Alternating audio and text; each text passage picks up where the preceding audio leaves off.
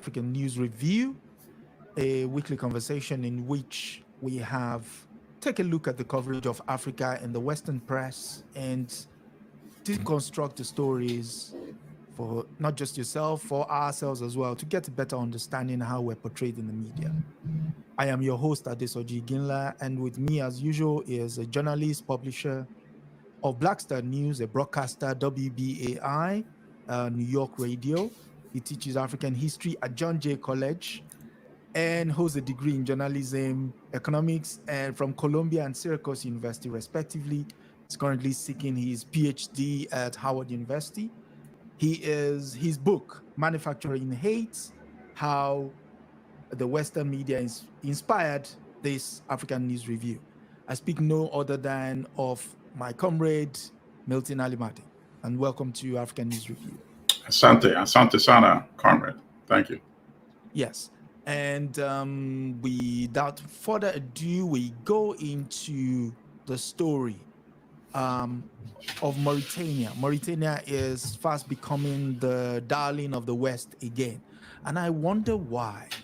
Could it be having discovered something I should share? And I'm looking to, give me a second. Here we go. Yes. And the first story comes from the Times, the UK Times, which says, President Ghazouani ends decades of turbulence. Mauritania has found natural gas and he is exacting his price, the lead says. The story goes in, the pool of the desert remains strong in Mauritania, large and mostly empty Islamic republic between the Atlantic and Sahara. After independence in 1960, its first council of ministers took place under a tent. Wow, the racism there. A few days ago, its eminent writer mused that his country's elite dreams of sands and palm trees, not Paris or London. Oh, God. But the man at the top thinks things differently. President Mohamed Ould Ghazouani, former army chief who imposed calm after decades of turbulence, has found the world needs Mauritania and is exacting his price. And I go for that. That's the man in question. And that is the landscape of Mauritania with an iron ore freight train going as usual to the coast. We wonder what they're taking. Mauritania recently discovered gas resources, which will come on stream next year, tripling the annual growth of an economy that is smaller than that of Mauritius, from 4% to 14%, according to the IMF. What's your initial take, sir? Well, they're talking what? Money, right? Yes. Money and resources. Yes. It's the continuation of the scramble for Africa. Mm-hmm. But obviously they can't describe it as the scramble for Africa. But you just have to listen to what is being written, what is being said in the article. And if you are looking at it from an African perspective, which is, of course, the most important, if an American is reading an article describing anything about the United States, they're not going to look at it from an Egyptian perspective, or a South African perspective, or a Nigerian perspective, correct? Correct, yeah. If a Briton is reading something describing Britain, they're not going to look at it from a Haitian perspective, Fact. or a South Sudanese perspective, or a Rwanda perspective, you see? And that's the problem with us. You know, we read things from a European perspective, written by Europeans, and then we are shocked when there's so much, confusion and a lack of understanding. So the first basic thing that every African must do is to read things written by outsiders about Africa from an African perspective. So the first thing you pay attention to, what are they saying in the beginning? Mm-hmm. The beginning is the most important part of these corporate articles, based on the formula they use of the inverted pyramid, correct, in journalism. Yep. Correct. That the most crucial, critical information is leading. And that's why they call it the lead. It comes earlier, and as it goes down, the information diminishes in importance. Yeah. And so far, we have heard nothing about resources. A small country with plenty of resources, small in population, is very large actually. Yeah. So the population is about 5 million. But look how large the country is. The country is 398,000 square miles. Yeah. By comparison, Uganda is about 94,000 square miles with a population of almost 50 million. So you see, it has all this land, it has all this wealth. So they're setting it up. Now the question that should come to your mind as you're reading an article like this, before you even go any further, you should start asking yourself, who is going to be the beneficiary of this wealth? Surely it has to be the Mauritanians. We would hope so, correct? Or actually, let me rephrase it. Who would be the primary beneficiary of this wealth? Because obviously, Mauritania, as the holder of the resources, as in every other African country, will benefit to some extent. But the key question we need to ask ourselves, who will be the primary beneficiaries? And that's always been the problem with African resources for each and every African country. Who are the people who have been the beneficiaries? We can go back to enslavement. Who benefited from that primarily? Taking African labor to work for free in the so-called New World. And nothing has changed in that arrangement up to date. Now, so if we go further down the story, it says countries and bodies have signed deals with or would Mauritania, including France, the European Union, NATO, China, Russia, Ukraine, Saudi Arabia, UAE, Qatar, and Turkey.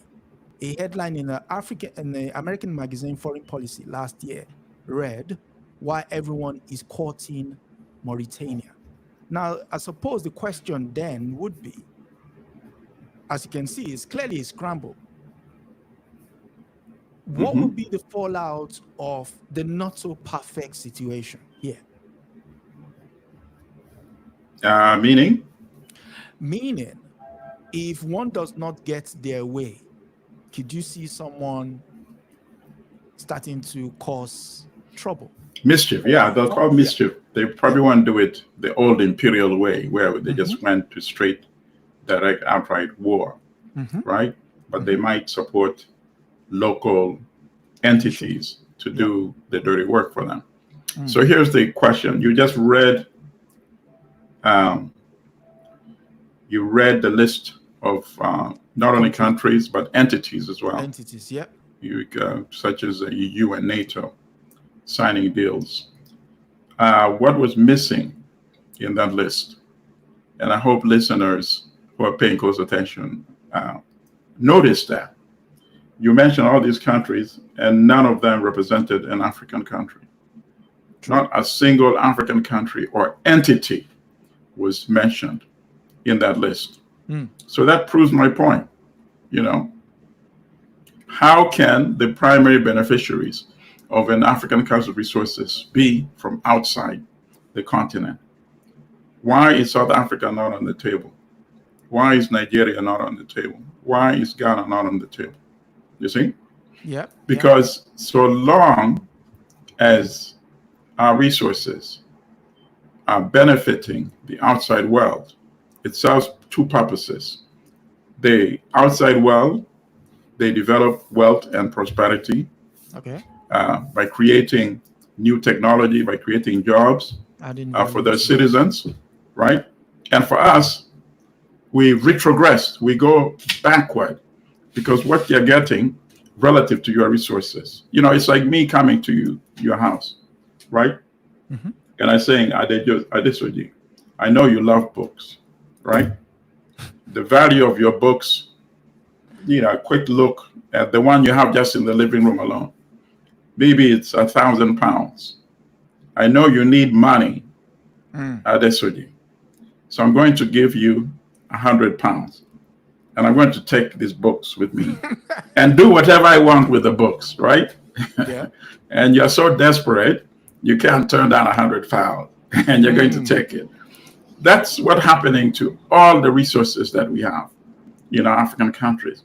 So can we really say Adesoji benefited, even though he needed the 100 pounds terribly, and now he has it in his wallet? Is he really a beneficiary?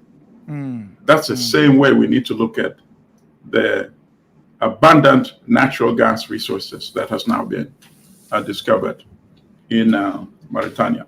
And that is the way we need to look at all the resources that each and every African country has. So one final question on this story. Mauritania sits in the so-called Coup Belt. But funny enough, Mauritania hasn't suffered any incursion from the Islamists, as we would say. Right. And the reason I say that is there is a very, I don't even know how to put it. The best way is to read it. Okay. So it says, where is it? Where is it? Yes, here.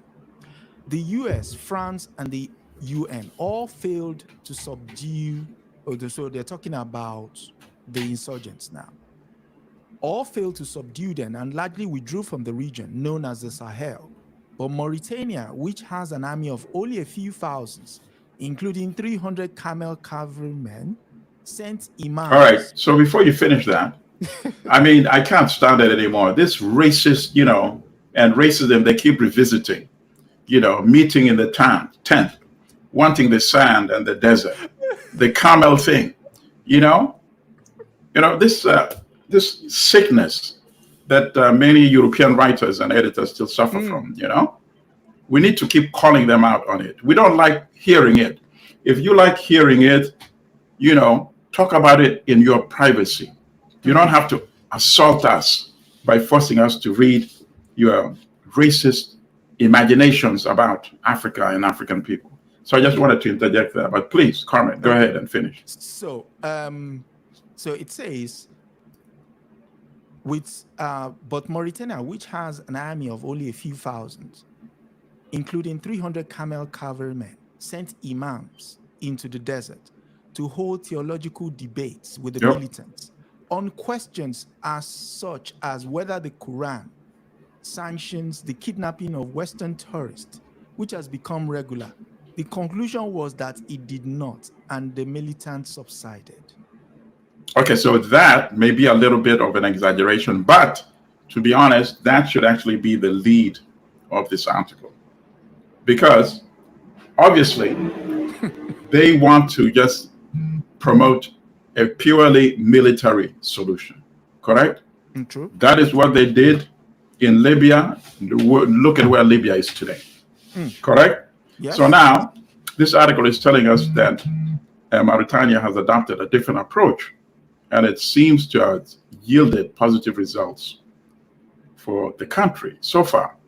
Yeah. So in fact, they're confirming that you need to have a multifaceted approach to resolving these conflicts.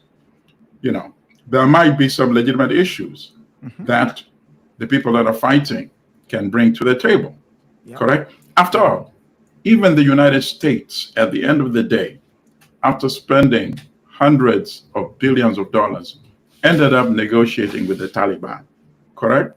Correct. So why is it that these African countries are not being encouraged to explore multifaceted approaches to resolving these conflicts? And we're being told by a European corporate media that the United States and France have failed in their approach. So, in fact, I think we discussed this in the last episode. There was an article by the New York Times talking about the U.S. being kicked out of these countries. Niger. And I said, well, you are acknowledging that they failed.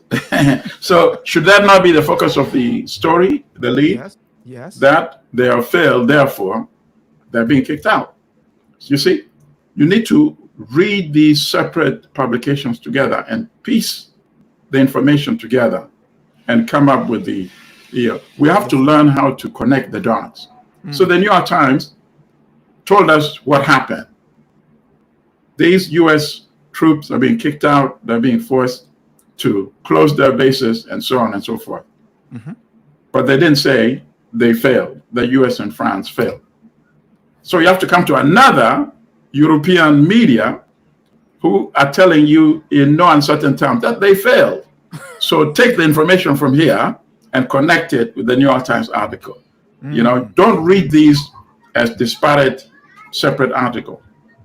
Read them and then combine the information together. And you'll be a much wiser consumer of Western media.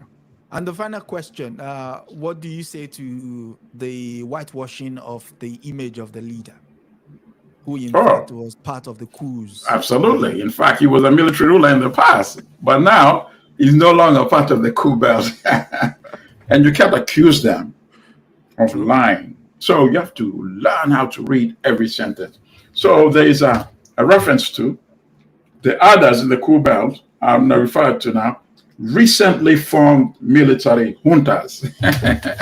So that now takes Mohammed Ghazouani, takes him away, and that legitimizes him.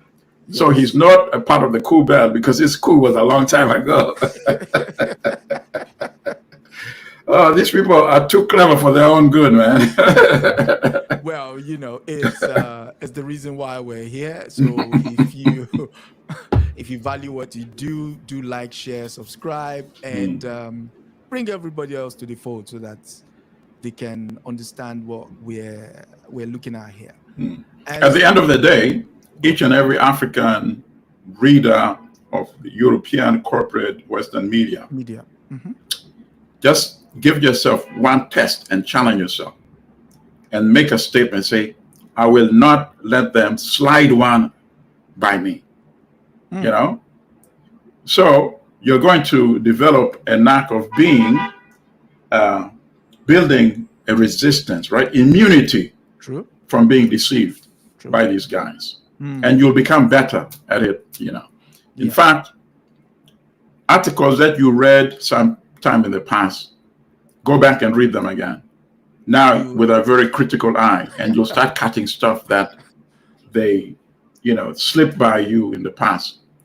So if you keep doing that exercise, you'll become immune to being duped by these folks. Yes. And we live and learn with the Western media, as they say. We live and learn. And so from Mauritania, we go to Rwanda. Has been in the news, but this time coming from Germany. And the Germans want to take over from where the British stopped. And so they're thinking of revisiting the asylum situation, the asylum hostile. Again, this news comes from the Times, which was the previous paper that gave us that story on Mauritania. So the title, the headline reads, "Let's send asylum seekers to Rwanda," says Germany migration chiefs. After Soligen's knife killings, Berlin looks to Kigali hostel that is ready and waiting after Labour government ditches 700 million Tory plan, the Tory being the Conservatives in the UK. So Germany's migration commissioner has proposed sending migrants to Rwanda, where facilities prepared for Britain's now scrapped deportation deal are sitting empty. Joachim Stamp, a Free Democrat Party member of Chancellor Olaf Scholz's governing coalition, said the scheme would target refugees crossing the European Union eastern border. That is the key sentence there. Germany is adopting a tougher line on migration following the recent knife attack in the city of Soligen, in which 3 people were killed and 8 others were injured by a Syrian asylum seeker who had been due to be deported. Your initial take?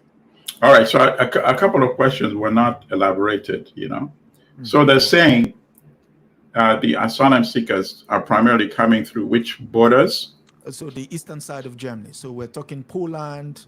Poland will be on the east. Poland, Ukraine, Belarus. Okay, so I have a question which was not elaborated. Who are these asylum seekers? You see? Are they Africans who are coming through these countries, or are these Eastern Europeans who They're are not. coming to Germany? They're Asians, largely Asians, Arabs, Middle East. Okay, understood. Okay, very good. So my initial okay, so this is actually my thoughts, and we have to, and we have a right to think bigger, not limit our context to these articles, which are very narrow, because beyond the articles, we have a lot more knowledge, right? Yep. We know that Germany is a country that went through serious turmoil in the 1930s and 1940s. We know that Germany caused a lot of turmoil to many countries in the 1930s and the 1940s. And the ramifications are still being played out even today in our time. Correct. So Germany is not a stranger to pain and suffering of civilian populations, right? Fact. So we always need to remind them of that in conversations such as this, Yeah. Don't pretend like you are holier than thou. Yeah. Oh, correct? So it's even offensive for you to take this position. Oh, let's just take these asylum seekers and throw them to Rwanda. Number one. Number two, you are admitting that Rwanda is not a safe place. Yeah. Correct? Correct, yeah. Because you are saying the threat that we will send you to Rwanda will deter migration to your country, which is the same dilemma that the British, of course, faced. Exactly. Which was exposed when they went to the website of the government itself or the ruling party. Yeah. You see? So how can you have that, contradiction? We are sending you to a place that we know is not safe, yet you claim that you abide by the rule of law, and the rule of law requires humane treatment for every human being. So how can you willingly, knowingly send people to a third party that is not a safe environment? So that's my reaction to this, initially, of what we've heard so far. I would even add the story of Germany. Germany, again, 1930s, but prior to 1930s, Germany actually fostered a genocide, Holocaust, massacre, call it what you may, on the people of Herero and Nama. Absolutely. So they know what it is to impose people on another set of people. Correct. And so you know what Rwanda is about. Yeah. You know, Rwanda itself is one of the most tightly populated countries in the world. Correct. And yet you want to bring the issue of... Right. They have no manners, essentially, and we have to remind them that. You have to make the conversation difficult for them. They have no manners. They're not behaving like humane human beings to other human beings, Because I was, when I was preparing for this, I came across this book, The Kaiser's Holocaust. Yes. And I'll just read the blurb at the back, in which says, on May 12, 1883, the German flag was raised on the coast of Southwest Africa, modern Namibia. When the indigenous people, the Herero and the Namas, resisted, Germany launched a war of extermination. It ended with the construction of concentration camps, in which prisoners were systematically worked and starved to death. Years later, the soldiers and bureaucrats who had administered the camps and the racial theories that inspired them will play a crucial role in the formation of Nazism. Absolutely. So, again, history is not silent. It is there. You only have to recall it to see like you said earlier, connect the dots. Yep, connect the dots. And then we can ask them questions that make them cringe and think twice before they completely lose their manners and they start talking to other human beings in such a condescending and offensive way. Okay, that said, Now it's a question of our next story is one of love or someone who has fallen out of love. And for that, we go to a British publication, The Spectator. And the title of this story is How Africa Fell Out of Love with France. And it says, on Wednesday last week, a new Gabon military junta installed itself. This is from late last year. Having ousted President Ali Bongo, whose family had ruled the country since 1967. Just 2 days earlier, the French President Emmanuel Macron gave a speech to his ambassadors in which he spoke of an epidemic of purchase, in which was formerly France's greatest sphere of political colonial influence. There has been 6 coups in Francophone sub-Saharan Africa in 3 years: Mali, Chad, Guinea, Burkina Faso, Niger, and now small but weighty nation of Gabon. France's whole policy is on the skids, and there will be trepidation in other palaces, presidential palaces, such as those of 90-year-old Paul Biya in Cameroon and 79-year-old Denis Sassou Nguesso in Congo. Your initial thoughts? All right. So first of all, I go back to the headline. My question would be, since when was Africa in love with France? First of all, you know? You're such a party pooper. How Africa fell out of love with France. You see how deceptive, this is?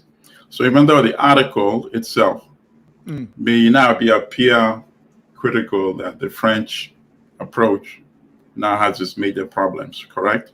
Yeah. It makes it appear as if this is something new.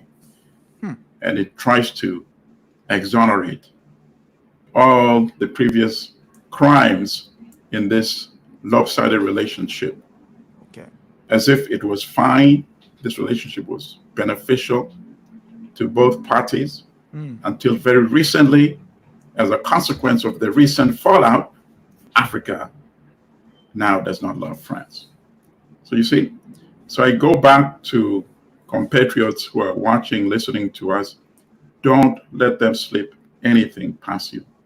Read every sentence very carefully. Africa has been exploited by the French since the historical engagement between France and Africa. Africa continues to be exploited. If you accept the notion that Africa was in love at one point with France, it means you accept the notion that Africans love being exploited. And that is just wrong. So don't accept that. Okay, so now we get the reference to the coups. Chad is included, but we are not elaborated and told that that was actually a French coup d'etat. Because the current president, Muhammad, his father, had been killed. Idris Deby had been murdered or assassinated or what have you. They drew up this elaborate propaganda that he was killed on the front lines fighting jihadists. Since when, as a president, risk going himself on the front line? Exactly. For what purpose? To fight jihadists? Exactly. So that story, in fact, how he was assassinated, we still don't know all the full details. But then his son succeeded him, and Macron himself, Emmanuel Macron, the French president, was there for his swearing in. Yeah. Right? So that was obviously a French coup d'etat.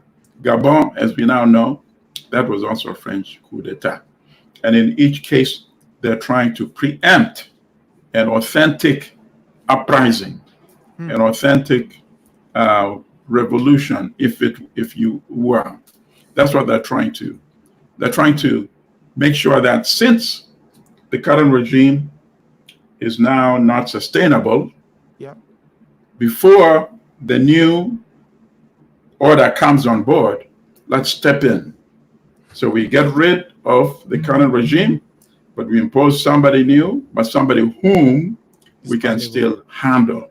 Somebody who may be, even to the people, a little more acceptable than the person that we are helping to get rid of. So that's the formula that they've applied in Gabon and in Chad.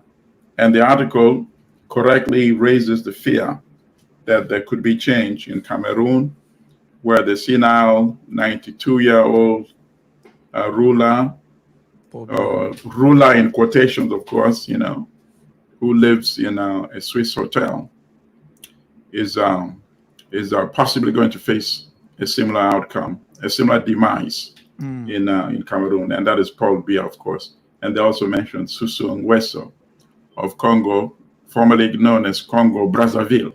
Congo Brazzaville, yeah. Across from Congo, what was known as Congo Kinshasa, now Democratic Republic of Congo. So yeah, that's a setup that the article so far has introduced in the story. Okay, and I continue. What Macron did not say was that a common feature of most of this overthrow was an anti-French sentiment, nor did anyone expect him to acknowledge what he stated widely.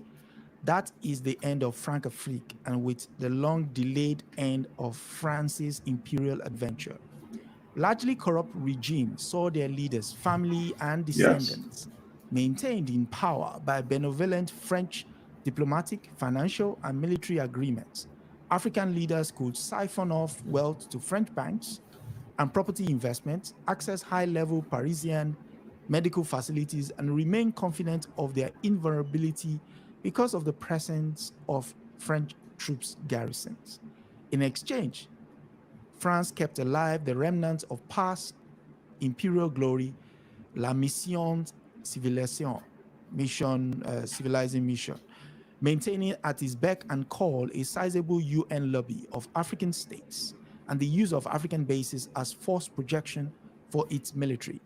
French companies enjoy privileged access to raw materials and regional economies. European states, including the EU collectively and the West in general, were happy to go along with this settlement while the benefits accrued, among them the stable regime that kept lead on immigration to Europe. But this is the last part. Needless to say, such a neo-colonial state of affairs was not a good look, which is why all French presidents since François Mitterrand pretended to want to cut the Francafrique umbilical cord, including Macron himself, since he came to power in 2017. But the benefits were all too bountiful, not least for corrupt local leaders such as Bongo and his clan. There's a part here which, when we're talking about Gabon, being overthrown, the Francophone Togo and Gabon provoked apoplexy in Paris last year when they thumbed their noses at the French International Organization of La Francophonie and joined the British Commonwealth. Could that have been the reason why he was overthrown? Oh, definitely. Absolutely. That is a reason. That is a possible, very plausible, correct. But our main concern to viewers, listeners should be, and that's a big giveaway actually, what you just referred to. So, and we should look at it from an African perspective, correct? True. So they're writing from a European perspective. Oh, look at the problems that France is now facing. And now you have these two countries, which were formerly part of French post-French colonial organization, now joining the Commonwealth. To ask the question should be, why are you suggesting that is somehow something good? Right? True. That two African countries are running to another European controlled, initiated organization. I can tell you that it was, and this is something you can even surmise. You don't have to have the evidence in front of you. You see? Yeah. I can tell you that after Ghana became independent in 1957, the first of the British Empire, the colonies in Africa to decolonize. I can't imagine then Nkrumah was sitting there the first day of independence in his office. He's reflecting and he's saying, you know what? What are some of the first things I should do? Create the British Commonwealth. No. This is something that a British Foreign Secretary or prime minister sitting together saying, okay, so how can we still retain influence and control over these soon-to-be independent former colonies? Yes. British Commonwealth. Ah, why? So that is as much a colonial, neo-colonial entity as the French one that you are just deriding right now. And yet you are saying it should be okay that two former French African colonies are running to the Commonwealth. That's supposed to be something good. And if any reader somehow missed that, then you still need to do more homework in terms of how to prevent these people from slipping things past you. Sometimes they talk about things, boom, boom, boom, and then they slip something and continue, boom, boom, boom. But that one sentence is possibly much more important than 10 previous sentences, you see? And, sister and brother, don't worry. If you're not there yet, eventually you will get there. And they won't slip stuff like this past you. So you're saying France should really be worried that Togo and Gabon now has crossed over and should try as much as possible to prevent others doing such a thing. Because, that would mean less French influence and more British influence. Right. But from an African point of view, where does that put us? From an African point of view, if their choice is not to be an independent country like Burkina Faso under Thomas Sankara, then we need to continue working to have leaders such as Thomas Sankara. We don't need a leader who wants to celebrate that, oh, I'm trading French neocolonialism for British neocolonialism. And that's supposed to be good and acceptable. Not at all. And then the article also has this, Eurocentric, nonsensible notions about the civilizing agenda of the French. Yeah. What civilization did the French bring? Civilization, you can't civilize by committing massacres against any other human beings. So if you accept that for Europeans to kill Africans, to take their land, their country, their resources, destroy their religion, spirituality, destroy their language, and that is supposed to be civilizing. If we accept that, then obviously it means that we have an illness in our minds. And of course, that illness is colonized minds.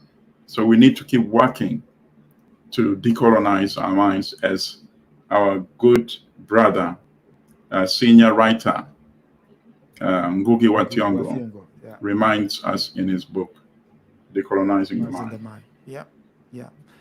And speaking of decolonizing the minds, we go to the first independent Black country on earth, the country of Haiti. And Haiti is back in the news.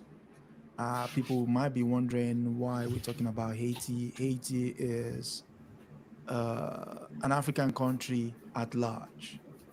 So this news comes from the Associated Press, and the lead reads, the U.S. is considering the creation of a UN peacekeeping operation for Haiti to fight gangs. That's the usual retort. And the lead goes, the U.S. is mulling a UN peacekeeping operation in Haiti as one way to secure funding and staffing for Kenya's led mission deployed to quell gang violence in the Caribbean country, a top U.S. diplomat said Wednesday. Brian A. Nichols, U.S. Assistant Secretary for Western Hemisphere Affairs, spoke hours after the Miami Herald reported that the administration of U.S. President Joe Biden is considering the possibility of a traditional UN peacekeeping operation given the limited funding and equipment available to the current mission. The UN Security Council will ultimately have to vote on a peacekeeping mission, but experts have said it is unlikely it will support one. Note, many Haitians will likely balk at it, given the introduction of cholera and sexual abuse cases that occurred when UN troops were last in Haiti. What do you think? Okay, obviously, first of all, I want to, make it clear that my own position is a bit different from many, progressives who oppose any intervention at all in Haiti. Okay. But I think that is very risky because I think it is easier for people who are outside the country, who are not being impacted by the turmoil, to take that position. I think it's a bit too intellectual, that position. Now, but having said that, it doesn't mean I support an intervention that is led or coordinated by the United States. Of course, I oppose that. So I don't know why there's not a much more serious conversation in having the African Union lead the intervention, and then for the operation to still be funded through the United Nations. If other countries are willing to support an intervention under the auspices of the United Nations because they don't want to be seen as contributing to something that many people regard as a U.S. intervention, which is the current arrangement, even though the physical soldiers are Kenyans. Obviously, there's a reason why Secretary of State, Blinken was visiting the other day, and Kenya's president, William Ruto, has not visited yet, or even Kenya's foreign minister, correct? No, yes. So if you need any evidence that this is primarily a U.S. operation, which has been outsourced to Kenya, that was the evidence when the U.S. Secretary of State actually visited and met with the Kenyan commanders. And so when Kenya's old president himself has not yet done that. Yeah. So obviously, Haiti is under crisis. The president was assassinated in 2021. Then you had a prime minister who did not have any legitimacy. Eventually was eased out when these militias on the streets took control of the airport and all that. Yeah. And the capital is dysfunctional. So people are actually suffering materially. There is a humanitarian crisis, right? Yep. Food, water, healthcare, security of life and property is not there. So, and many countries have been through those phases. And it has taken sometimes help from outside. Europe itself recovered because of intervention by the United States. The Marshall Plan? All of Europe have collapsed. Yeah. And all of Europe would remain in collapse had it not been the U.S. Marshall Plan. So that in itself should give you enough historical context that Haiti deserves assistance from outside. The assistance has to be well articulated. The purpose has to be clear. And I think if it's done in that way, it could be much more successful than the arrangement we have right now, which is Kenya lending its armed forces and security forces on behalf of the United States. I personally would be much more hopeful if this was an African Union-led mission. The African Union would have a special summit of its foreign ministers and hash out a plan and take countries that can provide the police force or the armed force. And I don't know if they would be willing, but countries like maybe Sierra Leone, Senegal, countries like Senegal, countries like Ghana, countries like South Africa, countries like Botswana, countries that have a relatively, good image in terms of governance. Not Nigeria. Right? Well, Nigeria has many challenges right now. Yeah. Nigeria, of course, is an African power, you see, but it has political issues right now. it has protests and all that. Otherwise, the first country should be Nigeria. It should be Nigeria and South Africa, the leading two African powers, you see? True. So if you can get African countries to commit, and part of it should be training a new Haitian police and armed force, whether it's going to be a small one, but efficient and very well armed. I'm not hearing any of that right now in any of the conversations about the ongoing intervention. That's important because then it gives the Haitians the confidence that this is not a permanent occupation with no exit date, which would bring back the memories of the very negative memories of the UN intervention, where they suffered cholera, they suffered sexual abuse, abuse, and have not been compensated up to date for that abuse. So why would they want to revisit another UN intervention? Any intervention should not have the word United Nations in the same sentence. Yeah, that's why I'm really suggesting that it should be African Union. It should be well resourced. And then the other thing that the reason why I don't support this current intervention. When President Ruto was in the White House, and now I'm paraphrasing because I don't remember the exact words, but he suggested that the Kenyans would be willing to go after these gangs, right? Yeah. That is a wrong approach. You can call them whatever you want to call them, but they have a presence in Haiti, in the capital and outside the capital, and they are armed.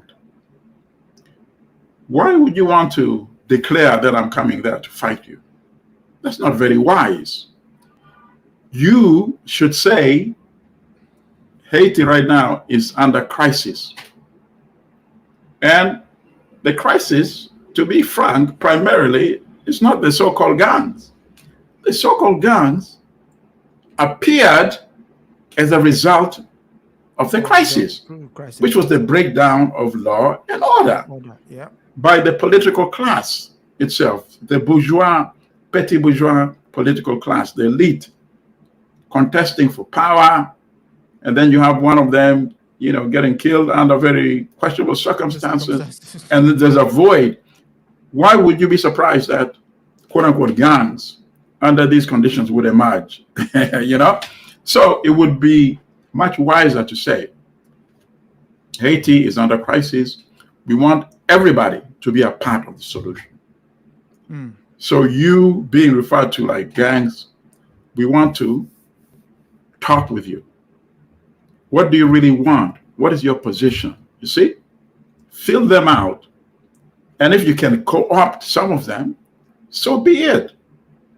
Right? But to say I'm there to, to destroy, as if that is the only problem, to ignore the corruption that the government itself was involved in, reports of drug dealing by members of government.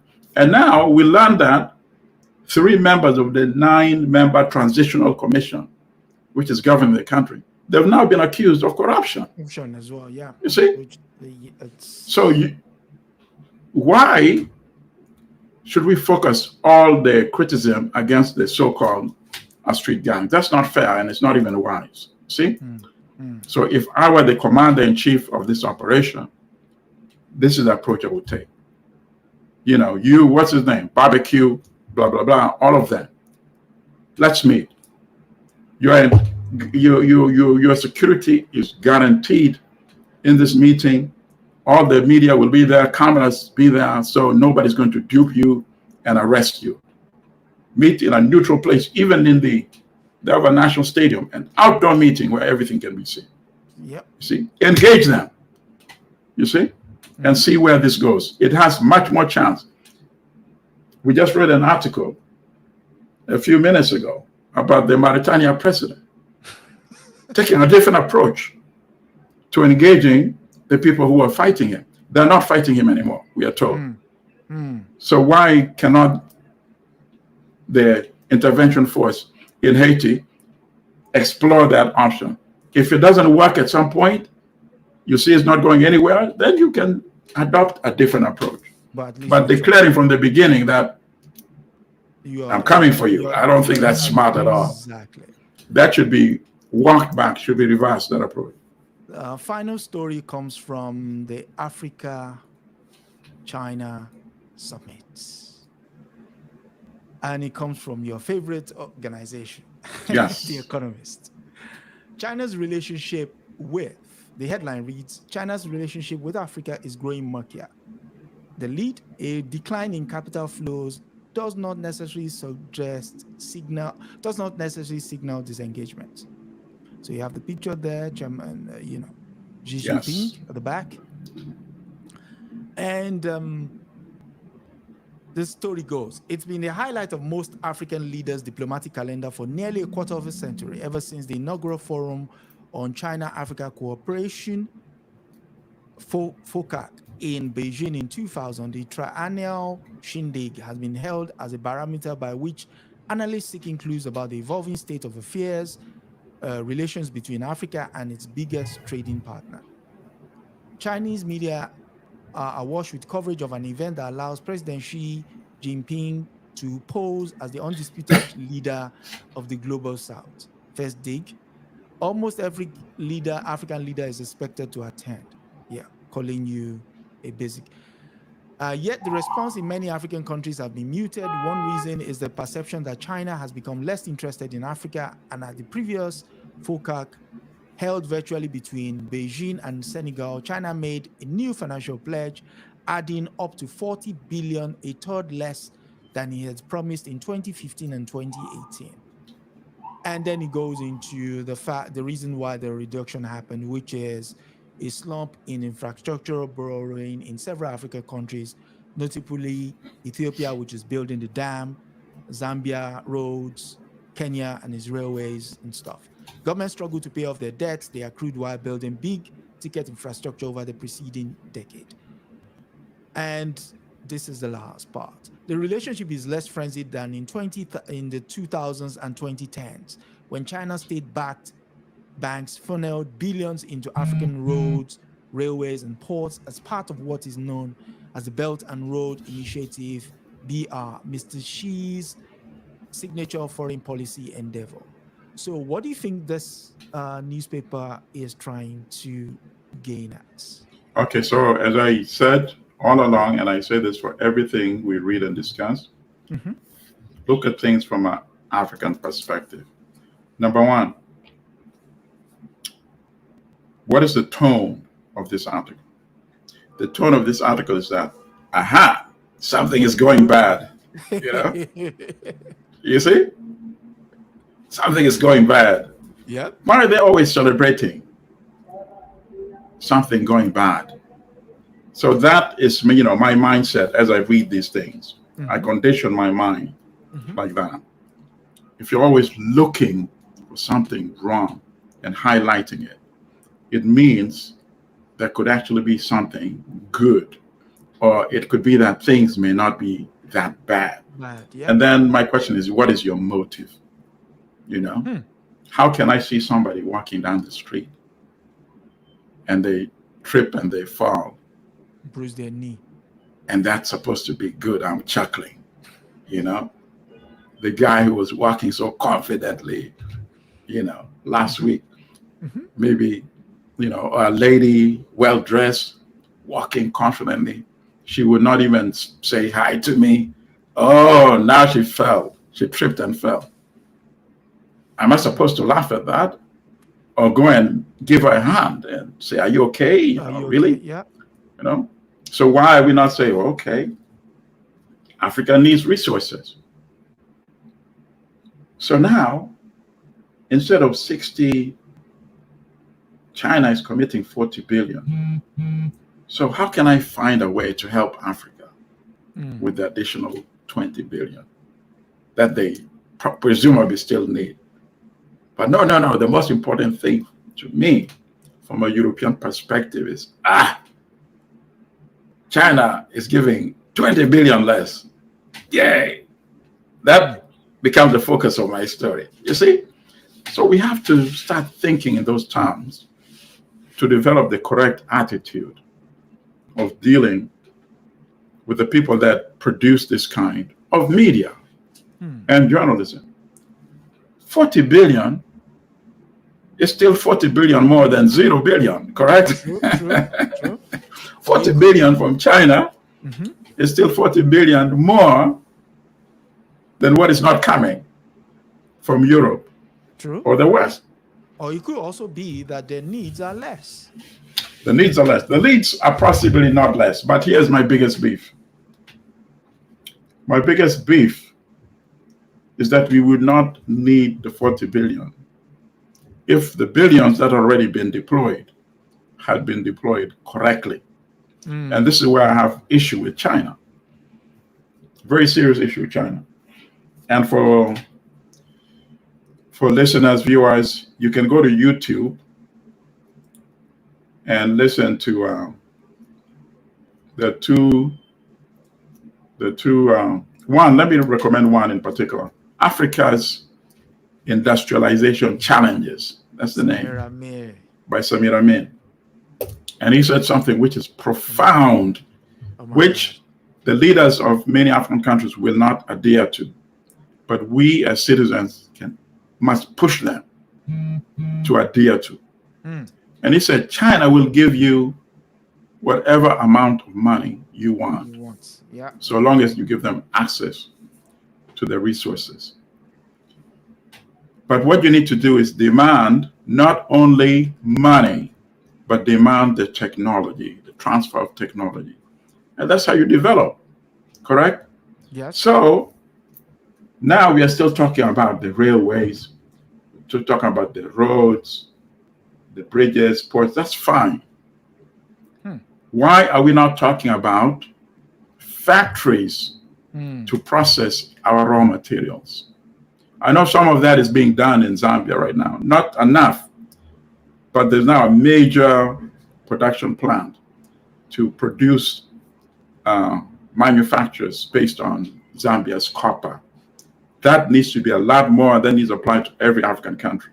So every African country or leader who goes to these summits and come back, the only one who I say has succeeded is one that can come back when he lands to the airport, says, I have a commitment for the production of these 5 factories that's going to turn our cocoa into chocolate, well packaged, that we're going to export to the United States and the EU, because we know they have a very sweet tooth, right? I have a factory commitment that our diamond is going to be cut in our country, is going to be polished, made into those beautiful rings, and then exported as rings, not as these huge chunks of diamond, valuable, very, very valuable, but you only get pennies out of that. This is what these summits should be turned into. I'm tired of hearing that. I have a commitment of building this impressive road, this impressive bridge, this impressive railway. Because you know why? Those are things that you can afford to build yourself. Once you start manufacturing using your raw materials. You will not need China to come and build these railways, so these roads, in which case sometimes they bring a lot of their own technicians and laborers anyway. See? So put that relationship to the test. Yes, China, you can become the global leader of the global South, but you've reached a certain level of economic development and prosperity. Why should we remain the global South? Why can we not be elevated to the status which you have arrived at? And that can only be done if you help us to industrialize. I don't hear a word about that in the article. At all. China committed to, by this time, 5 years, African countries are going to be at this percentage of industrialization. Nope. By this time, that's the only useful thing that should come out of these summits. But to do that, we need conscious African leaders Speaking of And conscious, that is what we should demand for. speaking of conscious African leaders, actually in 1974, a book to the very concept you're preaching was written, titled Black Africa, the economic and cultural Think basis about for that. a federated state. And what is he talking about? 1974. Industrialization. Yes. Check Anta Diop. Check You out the see? deal. And he mapped out a scheme. So you put this book next to Nkrumah's neocolonialism, In last stage of imperialism. read them together, you have the business model. I mean, just indulge me, I'll read the blurb. In this book, the late Sheikh Anta Diop presents a dynamic and convincing argument for the creation of a unified Black African state. Diop explains why attempts at economic development and cooperation cannot succeed apart from the political unification of Black Africa, and why the freedom of South Africans Blacks can be achieved only with the support of all African states. And it turned out to be right. Facts. When in the case of South Africa, yes. that is what materialized. Yes. You know? He showed how the national and tribal groupings share a common cultural heritage, how linguistic unification is possible, and how the preservation and development of Africa's natural resources could transform the lives of his people. Well, truth is truth. And he's writing from an African perspective because he loved African people. 1974. Think about that. You know? 1974. And Nkrumah's book was 1965. So we've always known what needs to be done. I mean, exactly. Let's insist, if any African leader is not pursuing that approach, they should not be in office. That should be our simple demand. We're entitled to live the life absent impoverishment. So once we know our value and what we deserve, any leader who is not, we can see is not going to deliver that, out. Exactly. And finally, he says, the ultimate aim of unity is the restoration of the historical consciousness of Black and African peoples and the complete recovery of political sovereignty in a post-colonial world. There we go. 1974, I add again. And then we have leaders just gallivanting all the way, holding giant. I mean, come on. Yeah. Come on. Our young people, I have confidence in the young people. So just read those two books, but also keep developing your skills of analyzing what they write about us. And then we can be hopeful to transform our countries. Don't believe this notion that, Africa will always be Africa and won't change, because that can only be convinced of that if you don't have a knowledge of our history. We developed the highest levels of civilization. You don't even have to go to ancient Egypt, Kemet. You don't even have to go that far to rub it in or to brag. There's no need for that. You can go to even Ghana, Mali, Songhai, right? Before European countries existed. These were empires, right? Yep. Developed by Africans, civilization. So obviously we can do it again.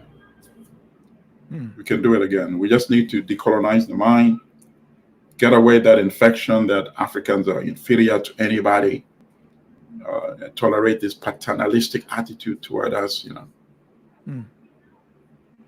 Yes. And then the rest we can do.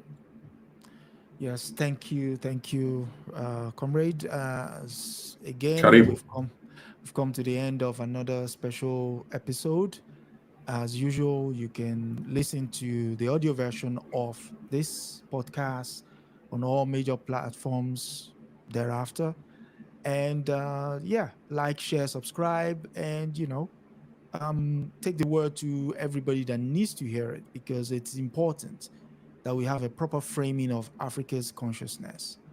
And because without that, I think the African proverb is the tale used to be told of the hunt, and that tale always glorifies the hunter. But now the lions are telling their own tales, and we should. So, Yep. Brother Milton, any final thoughts? Haluta continua, as always. Yeah, Victory Aseta, and until next week, it's goodbye for now.